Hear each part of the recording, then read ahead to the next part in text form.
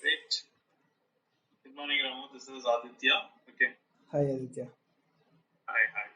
Very good. So, Silakshmi, do you want to start the recording?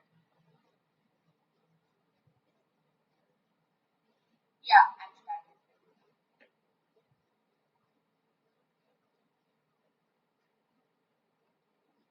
Yeah, it's recording. Okay. Thanks, Sai. Okay. Good. Ramu, just to give you a quick intro about myself, I'm Aditya Pasmarthi. I'm the technology group leader here at Sankar Global. I've been with Sankar Global since its inception back in 2008. Okay. So it's a long association for me with Sankar Global. Okay.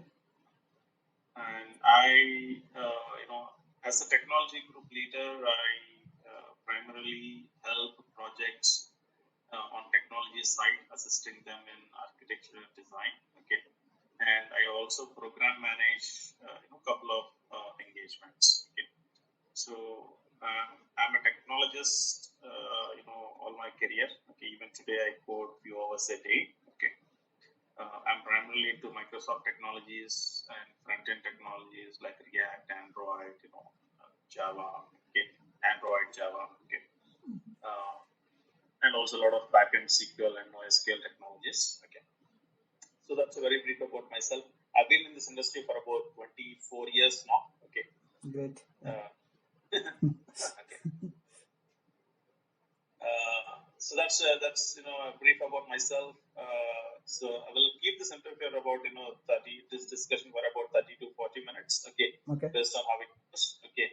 So let's start by briefly explaining what you have been doing recently in the .NET area and in the generally technology side. I'm more interested to understand the technology part of it. If you want to take the reference of the projects, fine. But we'll focus on technology. Yeah. I have 11 plus years of experience in .NET technology, which is working with ASP.NET. After that, moved to MVC. Presently working with the .NET Core 5.0. Basically, I have exposure on microservices as well as Azure services in terms of storage account, app service, function apps, and service bus, app insights, and container registry, Azure container instance, and there is a lot quite more of other things are also which is involved like monitoring by using monitor and Azure ID Active Directory connection, making Azure service connection to make a CI/CD process of the deployment as well as automation, which will make easy of the deployment process. Coming to that front-end technology, I have exposure on Angular 8.0 version, jQuery, HTML, and basic exposure on CSS. I don't have the much experience on CSS because we have a separate UI team is there to make us a rich UI functionality. Databases in terms of MongoDB, I have working experience on MongoDB and SQL Server with the different version 2017, 2016. Different versions of SQL Server with on-premise database as well as Azure cloud, and making us automatic full backup or transition. It will take as a creation of the job process from the database side and the job process from the front end in terms of code jobs, in terms of Azure web jobs. In the .NET Core, we have the default high-hosted services, background services to make our life is more easier compared to the quads configuration, making as a separate hosting and all the information. It's a quite different roles which I have placed. I was working as a member of a center of excellence team to do the POCs for different problem statements. Whatever the problem statement in terms of performance, in terms of application maintainability, or in terms of extensibility. We have do a lot of R&Ds to make a POCs and implement these POCs to the client, and he will once he will approve the same POCs, it might be turned into one of the module, or we might be rewritten or to making as extension or enhancement of the current module kind of thing. This is what high level myself, Aditya. Okay, very good.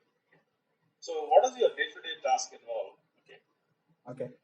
Yeah, basically it's we usually work as a Scrum.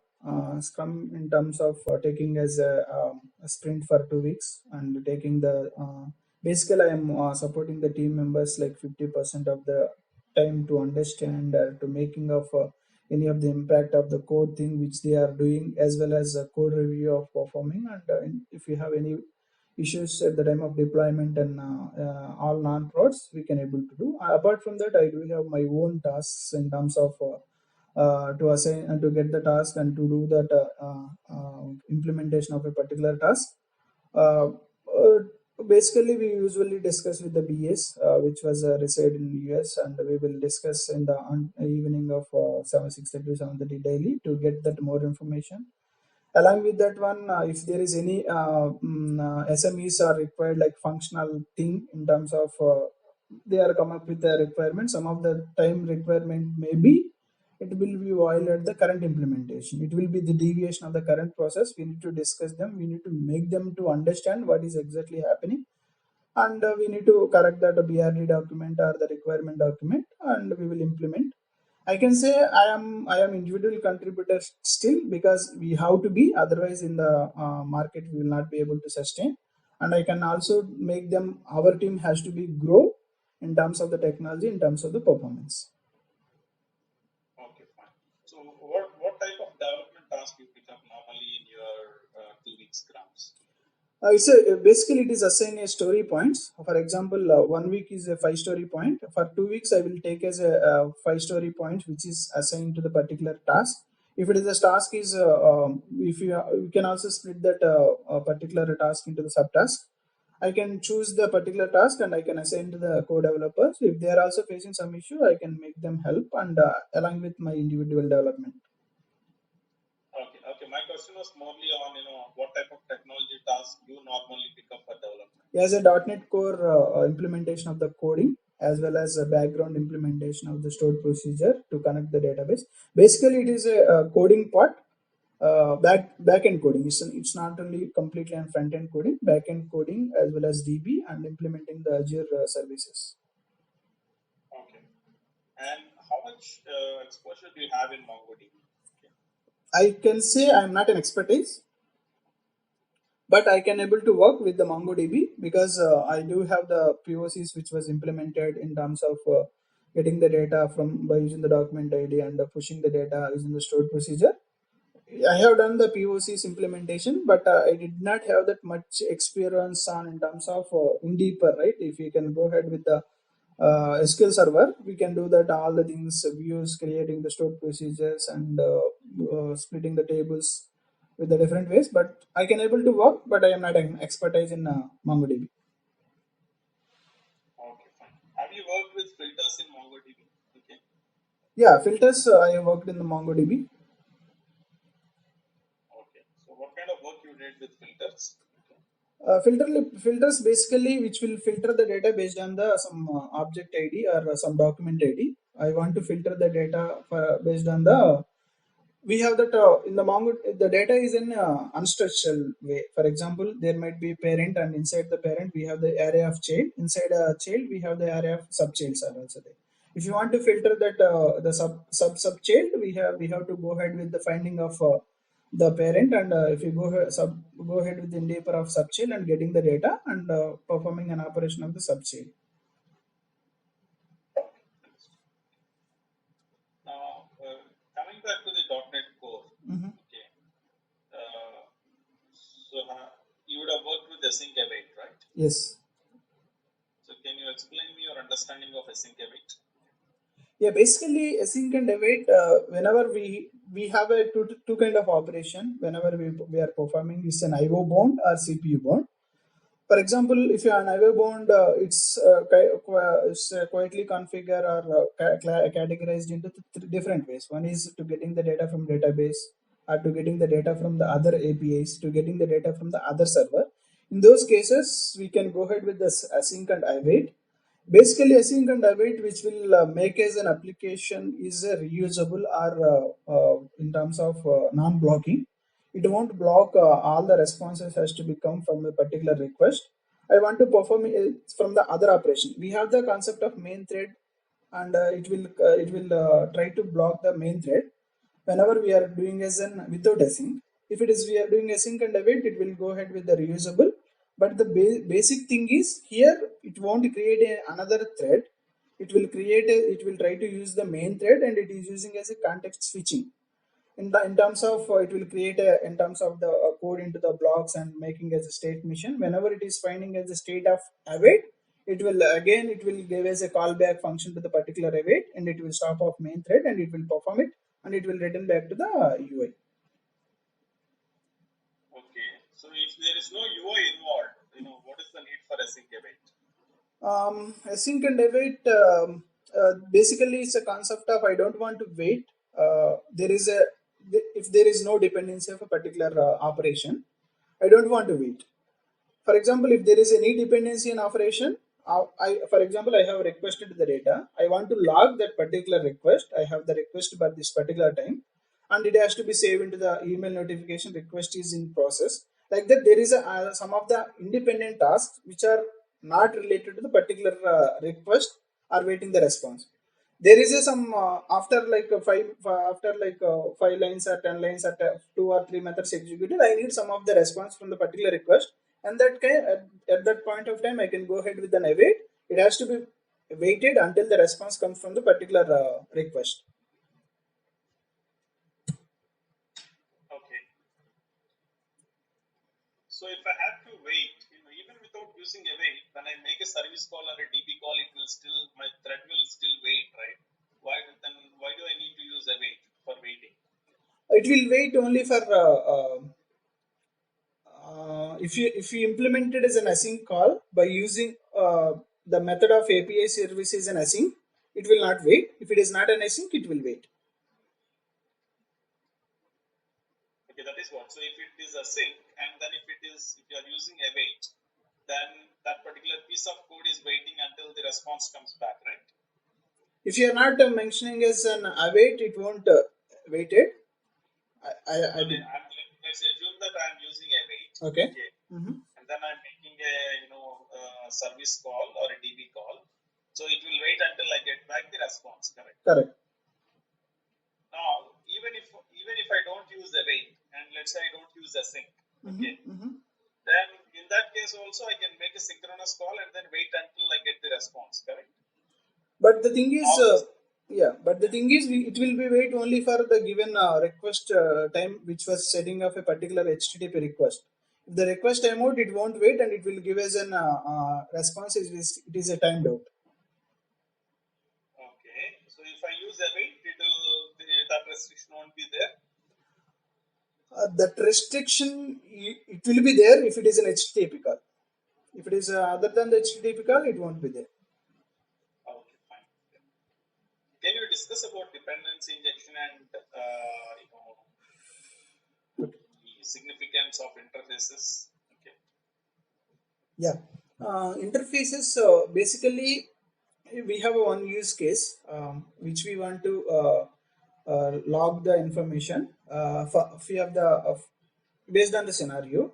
For example, I have the interface which will write the data as well as uh, to save the data into the logger. In terms of only one method which will save the logger. There might be saving of logging into the text file, or it might be logging into the JSON, or it might be logging into the some database table. In this case, I don't want to maintain the different methods for logging. I can create one interface as a logger and to save the log. Based on the implementation of the client, they want to implement the logger in terms of saving the file or saving the JSON format or saving the database. They can implement it and they can use it. In terms of the dependency injection, what it will happen, I can give as an interface to the user. You can call that interface, and based on the interface, I can register that what are the implementation has to be injected. It will try to inject that based on the interface, and it will try to inject that particular implementation of a particular class. As a developer, as a developer or as an individual contributor, we don't want to bother about how the object creation, how the object disposal, how the register has been handled by the IOC containers. These are the advantages while we are going with the dependency injection. Okay, understood.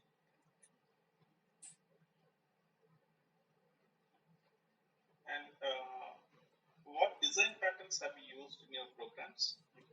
Yeah, we have used repository design pattern the design pattern singleton, factory, repository, CQRS, dependency injection, and these are the most frequently we are using in my project. Okay. So can you talk about the repository pattern? Repository pattern is a kind of interface segregation. I want to segregate that all the interfaces into the different interface. I can implement it. I don't want to expose my implementation to the outside of the world in terms of the clients. For example, I have the different clients. Client A using interface. You don't want to know what is the implementation, where the data is saving, how the data is validating.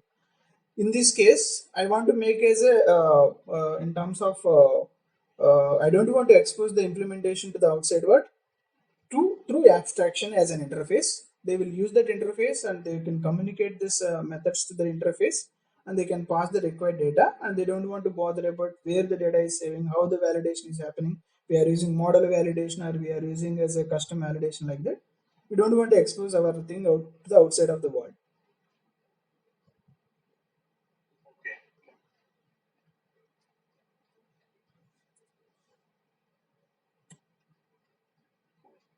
So, okay, very good.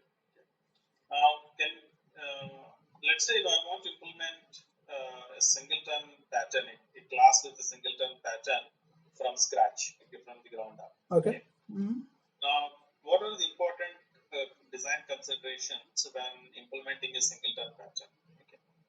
Okay.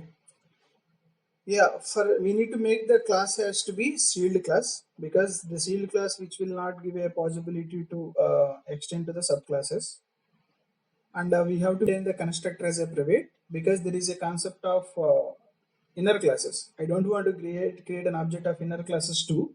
In those cases, I can go ahead with the private constructor of a particular class, and I can make that class has to be a method which will return the instance, and we need to check multi-threading. If we have the multi-threading, we have to maintain the lock of object. For example, I have to create an object. Before creating an object, I need to check whether it is a null or not. If it is a null, and I need to log that particular request. I need to create an object. I need to return it in terms of the property, in terms of the one of the static method inside of a singleton class. Okay. And how do you manage multiple threads accessing this singleton class? We have the locking mechanism is there. I can create as a object for the base class. Is a object is the base class for all the classes. I can create an object. I can lock off the object before entering into the creation of an object, and I can check once the lock. I can check the instance count. If it is the count is there, I can return it, and if it is not there, I can create it. That particular block of the code I can synchronize by using the lock, mutex, or semaphore. It's a lock is a short form of mutex, wait one and release mutex. These are the things we can able to implement, and we can able to give as a one thread can able to access it, even though if you are getting as a multiple threads. Okay. Now, in this design, every thread has to come through the lock, because within the lock you are checking whether the object exists or not. If it does not exist, you are creating a new object, right? Yeah, yeah. So how do you make it little better? Because if the object is already created, so every time a thread is trying to access your instance, it has to go through this lock, correct? Mm-hmm. So how can we make it little better? Okay. Okay. If we need to check if object is already available, I don't want to lock it, and if object is not available, I can lock that particular the block of code. Okay. So you want to check for null even before getting into the lock, and then if it is null only, you will get into the lock, right? Yeah, yeah. Now, once you go inside the lock, okay, in this particular scenario where you are checking for null outside the lock, and then inside the lock, you are not checking for null, but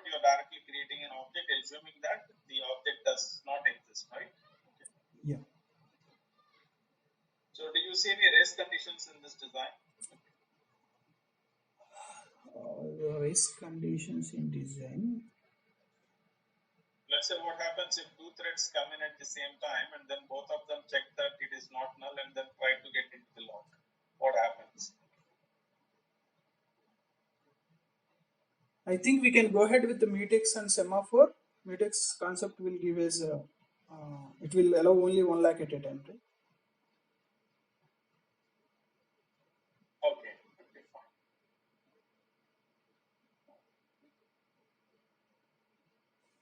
Have you used enumerables? Have you implemented any enumerable classes?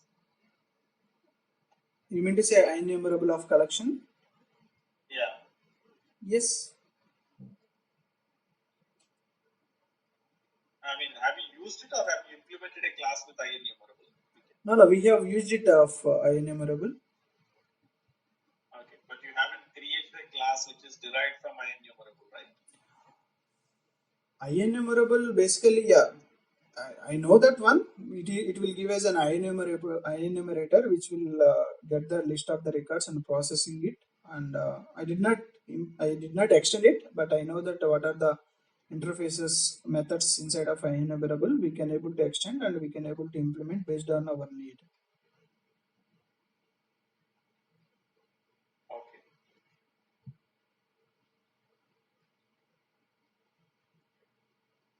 And in SQL Server, connecting to SQL Server from your .NET Core, which library, which framework are you using? ADO.NET, Entity Framework, or any other third-party framework? We are using Entity Framework as well as ADO.NET. Because you're using both. Yeah. Okay. And when you're using Entity Framework, are you using code first or database first approach? Database first approach we are using. Database first. Any specific reason? Because the database it is already well defined, and this was the client instruction. We have to go ahead with the database first approach instead of code first approach. Whenever we want to create a new table, we need to get it is approved. What is the significant reason? It's a product. It has to be approved by the architect, and we need to give a explanation for the new product, a new table introduction, and we need to create a model, and we need to create a configuration DB set and to map it accordingly. Okay. Have you used transactions in your SQL Server stored procedures? Yeah. Have you used isolation levels, different isolation levels? Isolation levels, I can say like I have used not only all, for example, read uncommitted data and repeatable read. These are the two things which has been used as a isolation level in our process, in our project. Uncommitted or read committed? Read committed and there is, yeah. And repeatable read? Yeah, repeatable, yeah. Did you come across any deadlock scenarios, in your databases? Yes. We have a lot of things, whenever the database is growing day by day, we are whenever the multiple users are trying to perform the operation on we have the transaction tables. Whenever multiple users are performing on the transaction tables, definitely we do have the transaction commit and rollback was implemented that SP. The same users are calling with the multiple users are calling the same SP. It was logged by the table. I was trying to using whenever the join condition, it is throwing as this kind of the issues. We have implemented as a notification to the DB team as well as the leads. We will try to identify which process, for example, on the daily basis, given point of time, multiple users are performing the same operation of the transactions. Then we do have that mechanism locking or commit or rollback of the particular transaction.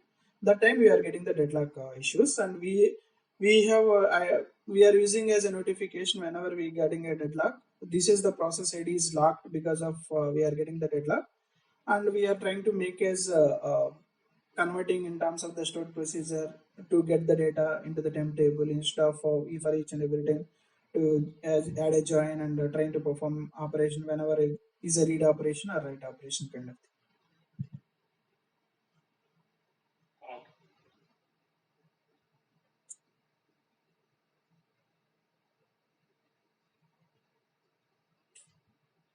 And you said that you've been working with .NET Core 5.0, right? Yeah. And what's the C Sharp version that you are using? Latest one? C Sharp 9. 9. Okay. Have you looked at C Sharp 10? No. And what features it offers? Okay. No, maybe it is a record and there is some improvements on like a regular expression and record type and default initialization of the set operator, default setting the variable of the property. But Okay. yeah. Coming to the microservices, Mhm. how many microservices you have worked with in your projects? I I can mean, how many? yeah. Yeah. I can say we are migrating that MVC project to microservices right now. We have completed identity service and store material management and dispatch service. Still, we have to implement another 5. Total 8 services are there. We have to be this MVC project has to be converting into the .NET Core for scalable instead of it's a product. It's all over the universe. They are using this product. Sometimes they are facing an issue in terms of performance, and we are migrating from MVC to .NET Core 5.0. Okay.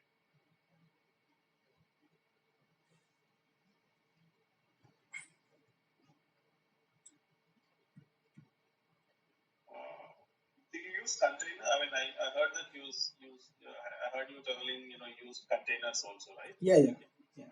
So how do you enable containerization in your ASP.NET Core services?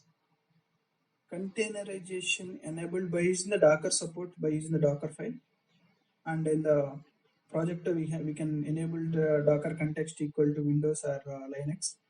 Or it's okay. Yeah, it will automatically add if you add the Docker support. Okay.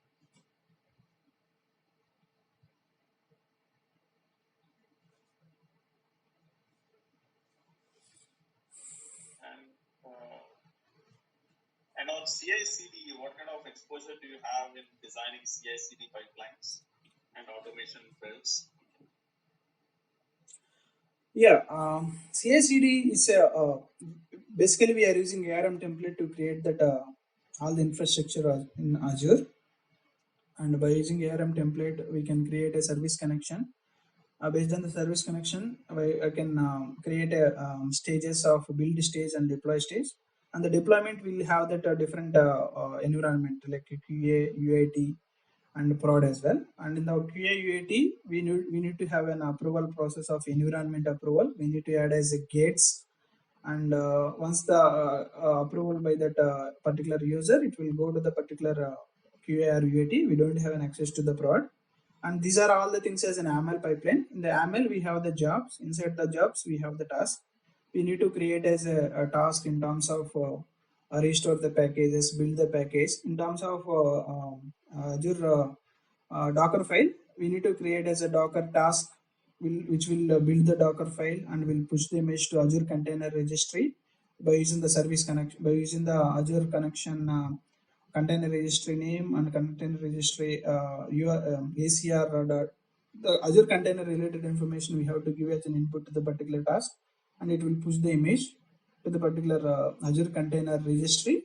And whenever at the time of release, it will try to get that task. For example, if it is an Azure App Services, we need to create an App Service task. And if it is an Azure Kubernetes services, we have the Kubernetes default task which will be available. We'll take the task in the YAML pipeline. It will give us an input of what is the manifest file, what is the image where we need to get that image, and where we need to push the image to the particular deployment. Once it is done, if you want, we can copy paste the same stages for multiple environments, QA, UAT, with the proper approvals and the proper controls. Like whenever we want to do the deployment QA in the daily at 12 o'clock in the night, whatever the changes was, the development was completed like that.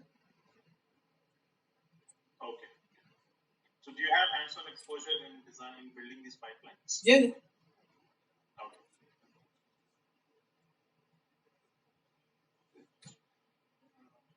And on team management, what kind of tasks you perform on the team management side? Especially, yeah, team management is very difficult task. I can say like some of the team members may be getting into some sudden leaves, and we have the deliverables. We have to give as like one date. It has to be completed. In that case, what we have thought, we need to make a plan on how to make the deliverable, even though the client is having the sudden surprises or sudden leaves.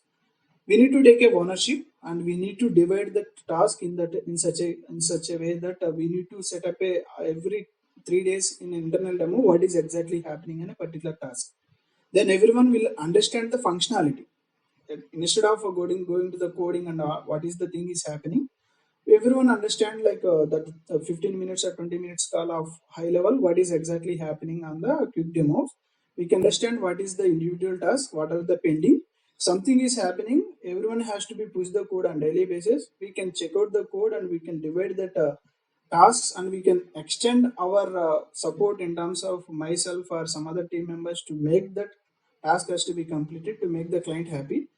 Maybe we can't complete the 100% if he's having not able to sudden leaves or sudden surprises. We can say that we completed whatever the blocking sessions are blocker for the thing, and in the next sprint we can able to deliver whatever the other functionality which we might require. We can make happy of the client somewhat, but if we are saying that we are not able to deliver because of this reason, everyone will be upset. Okay, understood. Yes, I think this is all I wanted to discuss for today. Do you have any questions? Anything that you would like to discuss with me? Ask me. Yeah, I just want to understand what is the tech stacks of particular project, or do we have a multiple project based on the requirement only will allocated, or do we have any specific requirement? This is the tech stack which we are looking. Then only it will be directly assigned to the project like that. I do face this kind of issues in previous things. I just want to understand what is exactly the tech stack and what is Okay. yeah. Yeah. So Ram, Seneca Global is a outsourced product development company. Okay. Okay. So we work with US clients. Okay. We are based out of Hyderabad and as well as Chicago and Illinois. Okay. Uh, we primarily work with product development companies. Okay. So we don't pick up short-term projects like 3 months, 6 months projects and all. Okay. So all our clients, our average client tenure is about 4 to 6 years. Okay. So the clients are with us on an average, at 4 to 6 years. Okay. Some clients are with us for the last 8 years. Okay. So we build specific teams or dedicated teams for our clients. Okay, here in Hyderabad. Okay. So we recruit. We don't have a bench. We have only a small talent pool. But otherwise, we don't build a large bench and then train them and then do it. We do on-demand hiring, for product to product, because in our products, are long-term products. It's not like short-term ones. Okay. So your particular role is for a US-based client, who are into security domain. They are a few $100 million company in US. Okay. They build security orchestration products, and the tech stack is .NET Core, Node.js, Python, MongoDB, and front-end Angular. Okay. Okay. So this role, we have a couple of roles: an independent contributor, backend developer role, and a lead role. So actually, we are looking right now for both the roles, and then based on how our discussion goes, we will also have client interviews moving forward. Hopefully, Sailakshmi would have told you about that. So this is just the first round. You will have 3 rounds of client interviews, and then based on how they were done and what is the outcome of that, you will be identified for a particular role, and then if you are willing to get into that role, then you will be, then the next steps will be taken accordingly. Okay. Okay. Thank you.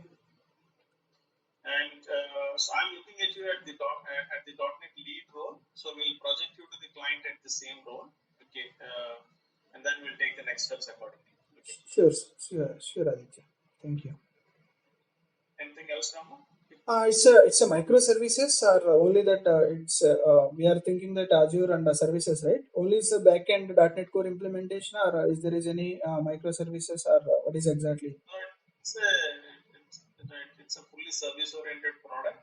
They don't use Azure; they use Kubernetes so that they can deploy on any of those cloud environments, either AWS or Azure. Okay. So they have the CI/CD pipeline, they have automated test cases, and then they have containerization. They push everything to Kubernetes. Okay. Okay, no problem. Yeah, thank you, Aditya. Yeah, that's all. Great, Ranu. So Sailakshmi will get back to you on the next steps. Thank you, Sai Lakshmi. Yeah. Thank you, Aditya. Bye.